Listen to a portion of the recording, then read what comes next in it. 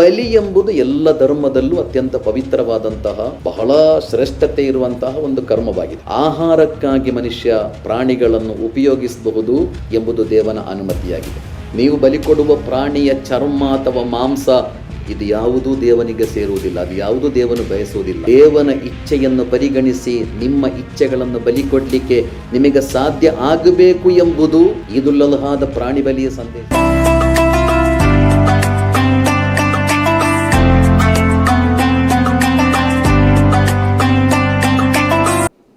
ಸಮಸ್ತ ಕನ್ನಡಿಗರಿಗೆ ಈದುಲ್ ಅದ್ಹಾ ಹಬ್ಬದ ಶುಭಾಶಯಗಳು. ಈದುಲ್ ಅದ್ಹಾ ಅಥವಾ ಬಕ್ರೀದ್ ಅಂತ ಯಾವ ಹಬ್ಬ ಗುರುತಿಸಲ್ಪಡುತ್ತದೆ, ಅದು ತ್ಯಾಗ, ಸಮರ್ಪಣೆ, ಬಲಿದಾನಗಳ ಸ್ಮರಣೆಯಾಗಿದೆ. 4000 ವರ್ಷಗಳ ಆಚೆ ಪ್ರವಾದಿ ಇಬ್ರಾಹಿಮರು, ಅಬ್ರಹಾಂ ಪ್ರವಾದಿ, ಅವರ ಸಮರ್ಪಣೆಯ ಬದುಕಿನ, ತ್ಯಾಗದ ಬದುಕಿನ, ಬಲಿದಾನದ ಬದುಕಿನ ಸ್ಮರಣೆಯಾಗಿದೆ ನಿಜವಾಗಿ ಈದುಲ್ ಅದ್ಹಾ ಎಂಬುದು. ತ್ಯಾಗ ಇಲ್ಲದೆ ಜಗತ್ತಿನಲ್ಲಿ ಯಾವ ಆಂದೋಲನಗಳು ಬೆಳೆಯಲಿಲ್ಲ, ಬೆಳೆಯುವುದೂ ಇಲ್ಲ. ಯಾವ ಸುಧಾರಣೆ ಆಗಬೇಕಾದರೂ ಅದಕ್ಕೆ ಅಪಾರ ತ್ಯಾಗದ ಅಗತ್ಯ ಇದೆ. ಪ್ರವಾದಿ ಇಬ್ರಾಹಿಮರು ಅಕ್ರಮದ, ಅಧರ್ಮದ ಆಡಳಿತ ವ್ಯವಸ್ಥೆಯ ವಿರುದ್ಧ, ತಮ್ಮನ್ನು ತಾವೇ ದೇವರು ಅಂತ ಹೇಳಿಕೊಂಡಿದ್ದ ಆಡಳಿತಗಾರರ ವಿರುದ್ಧ ಸತ್ಯಕ್ಕಾಗಿ, ಧರ್ಮಕ್ಕಾಗಿ, ನ್ಯಾಯಕ್ಕಾಗಿ, ಮಾನವ ಹಕ್ಕುಗಳಿಗಾಗಿ ಜಗತ್ತಿನಲ್ಲಿ ಕೆಲಸ ಮಾಡುತ್ತಾರೆ. ಅದಕ್ಕೆ ಬಹಳ ದೊಡ್ಡ ತ್ಯಾಗದ ಅಗತ್ಯ ಇತ್ತು. ಮತ್ತು ದೇವ ಇಬ್ರಾಹಿಮರನ್ನು ಹಲವು ರೀತಿಗಳಲ್ಲಿ ಪರೀಕ್ಷಿಸಿದ ಅಂತ ದೇವ ಹೇಳುತ್ತಾನೆ.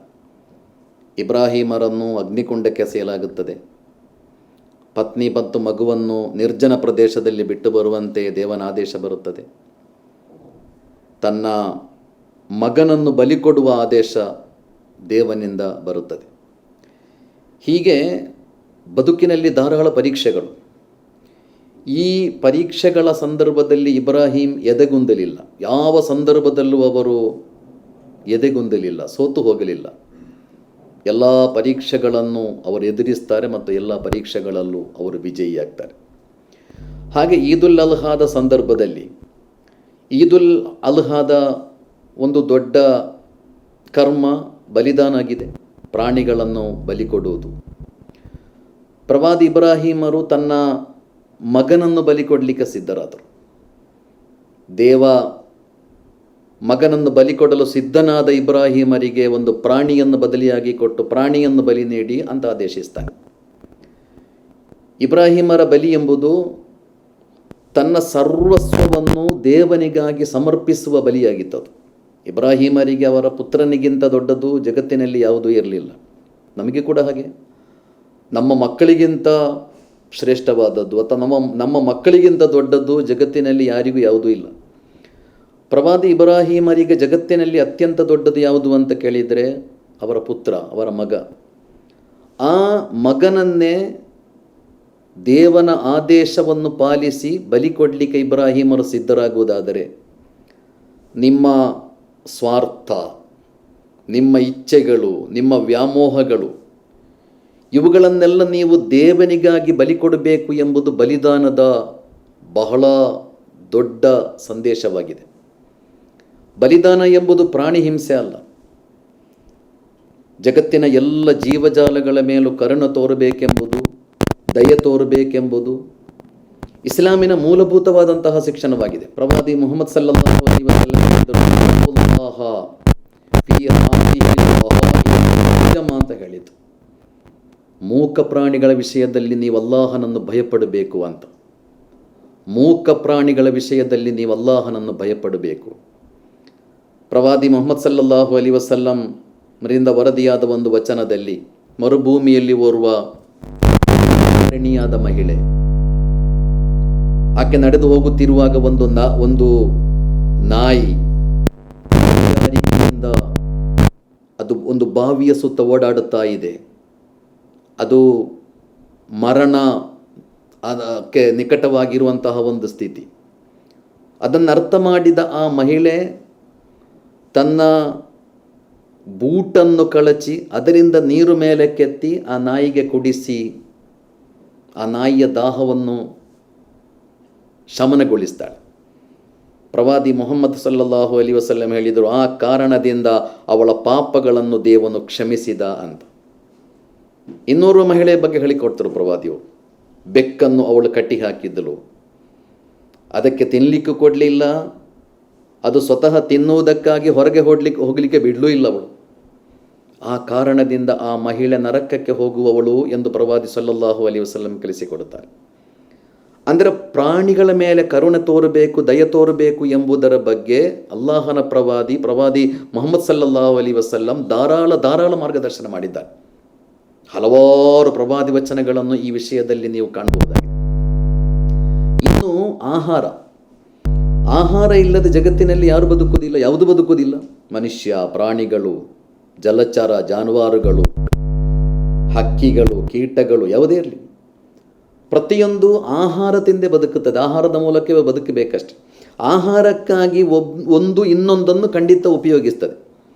ಕೆಲವು ಪ್ರಾಣಿಗಳು ಸಸ್ಯಗಳನ್ನು ಉಪಯೋಗಿಸ್ತದೆ, ಪ್ರಾಣಿಗಳನ್ನು ಉಪಯೋಗಿಸ್ತದೆ, ಸಸ್ಯಗಳನ್ನು ಉಪಯೋಗಿಸ್ತದೆ. ಆಹಾರಕ್ಕಾಗಿ ಪ್ರತಿಯೊಂದು ಇನ್ನೊಂದರ ಮೇಲೆ ಅವಲಂಬಿತವಾದದ್ದು.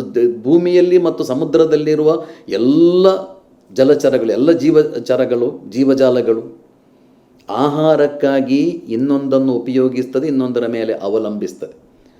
ಆದ್ದರಿಂದ ಮನುಷ್ಯ ಸಸ್ಯಾಹಾರ ಮತ್ತು ಮಾಂಸಾಹಾರ ಎರಡೂ ಉಪಯೋಗಿಸುವ ರೀತಿಯಲ್ಲಿ ಮನುಷ್ಯನನ್ನು ದೇವ ಸೃಷ್ಟಿಸಿರುವುದು. ಅವನಿಗೆ ಸಸ್ಯಾಹಾರಿಯೂ ಆಗ್ಬೋದು, ಮಾಂಸಾಹಾರಿಯೂ ಆಗ್ಬೋದು. ಎರಡೂ ಸಾಧ್ಯ ಆಗುವ ರೀತಿಯಲ್ಲಿ ಮನುಷ್ಯನನ್ನು ಅವನ ರಚನೆ, ಅವನ ಸ್ಟ್ರಕ್ಚರ್ ಇರುವುದು ಹಾಗೆ. ಆದ್ದರಿಂದ ಮನುಷ್ಯ ಸಸ್ಯಾಹಾರಿಯೂ ಆಗ್ತಾನೆ, ಮಾಂಸಾಹಾರಿಯೂ ಆಗ್ತಾನೆ. ಮತ್ತು ಜಗತ್ತಿನಲ್ಲಿ ಅತಿ ಹೆಚ್ಚು ಜನರು, ಬಹುಸಂಖ್ಯಾತ ಜನರು ಮಾಂಸಾಹಾರಿಗಳು. ಮತ್ತು ಸಸ್ಯಾಹಾರ ಎಂಬುದು ಕೂಡ ಮಾಂಸಾಹಾರ ಹಿಂಸೆ ಆದರೆ ಸಸ್ಯಾಹಾರವೂ ಹಿಂಸೆ. ಯಾಕೆಂದರೆ ಸಸ್ಯಗಳಿಗೂ ಜೀವ ಇದೆ ಅಂತ ಅಧ್ಯಯನಗಳು ತಿಳಿಸ್ತಾ ಇದೆ. ಆದ್ದರಿಂದ ಸಸ್ಯಾಹಾರಕ್ಕಾಗಿ ಸಸ್ಯಗಳನ್ನು ಬಳಸುವಾಗ ಸಸ್ಯಕ್ಕೆ ಮನುಷ್ಯ ನೋವು ಕೊಡುತ್ತಾನೆ, ಅದು ವಾಸ್ತವಿಕತೆ. ಹೀಗೆ ಆಹಾರಕ್ಕಾಗಿ ಮನುಷ್ಯ ಪ್ರಾಣಿಗಳನ್ನು ವಧಿಸುವುದನ್ನು ಹಿಂಸೆ ಅಂತ ಹೇಳಲಿಕ್ಕೆ ಖಂಡಿತ ಸಾಧ್ಯ ಇಲ್ಲ. ಯಾಕೆಂದರೆ ದೇವ ಹೇಳಿದ, ಮನುಷ್ಯ ಆಹಾರಕ್ಕಾಗಿ ಪ್ರಾಣಿಗಳನ್ನು ಉಪಯೋಗಿಸಬಹುದು ಎಂಬುದು ದೇವನ ಆದೇಶ, ದೇವನ ನಿಯಮದ, ದೇವನ ಅನುಮತಿ ಇದೆ ಅದಕ್ಕೆ. ಮತ್ತು ಮನುಷ್ಯರು ನೋಡಿ, ತಮ್ಮ ಅಗತ್ಯಗಳಿಗಾಗಿ ಜಗತ್ತಿನಲ್ಲಿ ಅವನು ಎಲ್ಲವನ್ನು ಉಪಯೋಗಿಸ್ತಾನೆ. ಇನ್ಫ್ರಾಸ್ಟ್ರಕ್ಚರ್ ಡೆವಲಪ್ ಮಾಡಲಿಕ್ಕೆ, ರೋಡ್ ಮಾಡಲಿಕ್ಕೆ, ಡ್ಯಾಮ್ ಕಟ್ಟಲಿಕ್ಕೆ, ಫ್ಯಾಕ್ಟ್ರಿಗಳನ್ನು ಸ್ಥಾಪಿಸಲಿಕ್ಕೆ. ಎಷ್ಟೆಷ್ಟು ಕಾಡುಗಳನ್ನು ನಾವು ನಾಶ ಮಾಡಿದ್ದೇವೆ, ಎಷ್ಟೆಷ್ಟು ಮರಗಳನ್ನು ಕಡಿಯುತ್ತಾ ಇದ್ದೇವೆ. ಹೀಗೆ ಮರಗಳನ್ನು ಕಡಿಯುವಾಗ, ಕಾಡುಗಳನ್ನೆಲ್ಲ ನಾಶಪಡಿಸುವಾಗ ಅಲ್ಲಿರುವ ಪ್ರಾಣಿಗಳಿಗೆ, ಅಲ್ಲಿರುವ ಪ್ರಾಣಿಗಳು, ಹಕ್ಕಿಗಳಿಗೆ ಎಷ್ಟು ಸಮಸ್ಯೆ ಆಗಬಹುದು, ಅವುಗಳೇನಾಗಬಹುದು ಅಂತ ಮನುಷ್ಯಂದು ಆಲೋಚಿಸಲಿಲ್ಲಲ್ಲ. ಹಾಗೆಲ್ಲ ನಾವು ಬಾವಿ ತೋಡುವಾಗ, ಅಲ್ಲಿ ಅದೇ ರೀತಿ ನೀರಿರುವ ಪ್ರದೇಶವನ್ನು ಸಮತಟ್ಟುಗೊಳಿಸಿ ಬಿಲ್ಡಿಂಗ್ ಕಟ್ಟುವಾಗ ಅಲ್ಲಿರುವಂತಹ ಜೀವಜಾಲಗಳಿಗೆ ಏನಾಗ್ತದೆ, ಪಕ್ಷಿಗಳಿಗೆ ಏನಾಗ್ಬೋದು ಅಂತ ಮನುಷ್ಯ ಹಾಗೆ ಆಲೋಚಿಸುವುದಿಲ್ಲ. ಹಾಗೆ ಇಲ್ಲ, ಯಾಕೆಂದರೆ ಮನುಷ್ಯ ತನ್ನ ಅಗತ್ಯಗಳಿಗಾಗಿ ನಿಸರ್ಗದ ಎಲ್ಲವನ್ನು ಉಪಯೋಗಿಸ್ತಾನೆ. ಅದೇ ರೀತಿಯಲ್ಲಿ ಆಹಾರಕ್ಕಾಗಿ ಮನುಷ್ಯ ಪ್ರಾಣಿಗಳನ್ನು ಉಪಯೋಗಿಸಬಹುದು ಎಂಬುದು ದೇವನ ಅನುಮತಿಯಾಗಿದೆ. ಈದುಲ್ ಅಲ್ಹಾದ ಸಂದರ್ಭದಲ್ಲಿ ಪ್ರಾಣಿ ಬಲಿಗೆ ಅನುಮತಿಯನ್ನು ಕೊಡುವಾಗ ಜಗತ್ತಿನ ಎಲ್ಲ ಧರ್ಮಗಳಲ್ಲೂ ಬಲಿಗೆ ವಿಶೇಷವಾದ ಮಹತ್ವ ಇದೆ.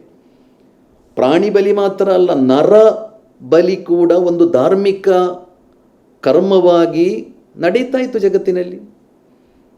ಅಂದರೆ ಅದನ್ನು ಇಸ್ಲಾಂ ವಿರೋಧಿಸಿದೆ, ಅದನ್ನು ನಿಷೇಧಿಸಿದೆ.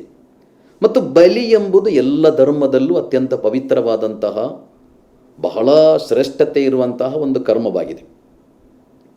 ಈದುಲ್ ಅಲ್ಹಾದಲ್ಲಿ ಬಲಿ ಕರ್ಮ ನಿರ್ವಹಿಸುವಾಗ ಅದು ಒಂದು ಪ್ರಾಣಿ ಹಿಂಸೆ ಖಂಡಿತ ಅಲ್ಲ, ಬದಲಾಗಿ ಅದು ಒಂದು ತ್ಯಾಗದ, ಬಲಿದಾನದ ಪ್ರತೀಕ. ಅದು ಮನುಷ್ಯ ತನ್ನ ಮನಸ್ಸಿನಲ್ಲಿರುವ ತನ್ನ ಸ್ವಾರ್ಥ, ಅಹಂಕಾರ, ಅಸೂಯೆ, ಹಗೆತನ, ವಿದ್ವೇಷ ಎಲ್ಲ ಮಾಲಿನ್ಯಗಳನ್ನು ಬಲಿ ಕೊಡಬೇಕೆಂಬುದು ಬಲಿದಾನದ ಸಂದೇಶವಾಗಿದೆ.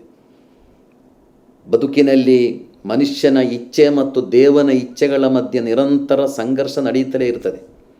ಆ ಸಂಘರ್ಷಗಳಲ್ಲಿ ದೇವನ ಇಚ್ಛೆಯನ್ನು ಪರಿಗಣಿಸಿ ನಿಮ್ಮ ಇಚ್ಛೆಗಳನ್ನು ಬಲಿ ಕೊಡಲಿಕ್ಕೆ ನಿಮಗೆ ಸಾಧ್ಯ ಆಗಬೇಕು ಎಂಬುದು ಈದುಲ್ ಅಲ್ಹಾದ ಪ್ರಾಣಿ ಬಲಿಯ ಸಂದೇಶ. ಅದರಿಂದಲೇ ಕುರಾನ್ನಲ್ಲಿ ಹೇಳಲಾಯಿತು, ಲೈ ಯನಾಲಲ್ಲಾಹ ಲುಹೂಮುಹ ವಲಾ ದಿಮಾಉಹ ವಲಾಕಿನ್ ಯನಾಲುಹು ತಖ್ವಾ ಮಿನ್ಕುಮ್ ಅಂತ.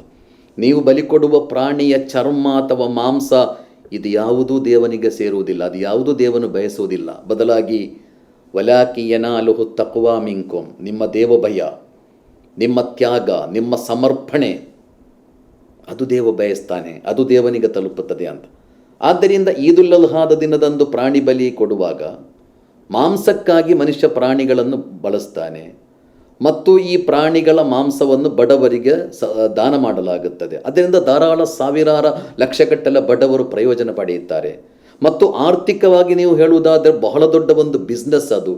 ಇದೆಲ್ಲವುಗಳಿಗಿಂತ ಮುಂಚೆ ಇವೆಲ್ಲವುಗಳ ಆಚೆ ಈ ಬಲಿದಾನ ಎಂಬುದು, ಬಲಿ ಎಂಬುದು ಮನುಷ್ಯ ತನ್ನ ಸ್ವಾರ್ಥವನ್ನು ಬಲಿ ಕೊಡುವ, ತನ್ನ ಸ್ವೇಚ್ಛೆಯನ್ನು ಬಲಿ ಕೊಡುವ, ತನ್ನ ಮೋಹಗಳನ್ನು ಬಲಿ ಕೊಡಬೇಕು.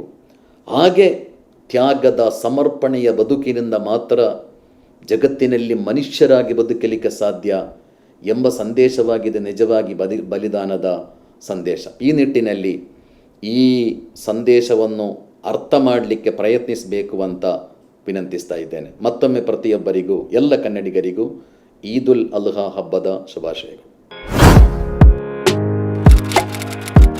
ಇಂತಹ ಹಲವು ಸುದ್ದಿ ಮಾಹಿತಿ ವಿಶ್ಲೇಷಣೆಗಾಗಿ ಸನ್ಮಾರ್ಗ ನ್ಯೂಸ್ ಸಬ್ಸ್ಕ್ರೈಬ್ ಮಾಡಿ. ನಿರಂತರ ನೋಟಿಫಿಕೇಶನ್ ಪಡೆಯಲು ಬೆಲ್ ಐಕಾನ್ ಒತ್ತಲು ಮರೆಯದಿರಿ.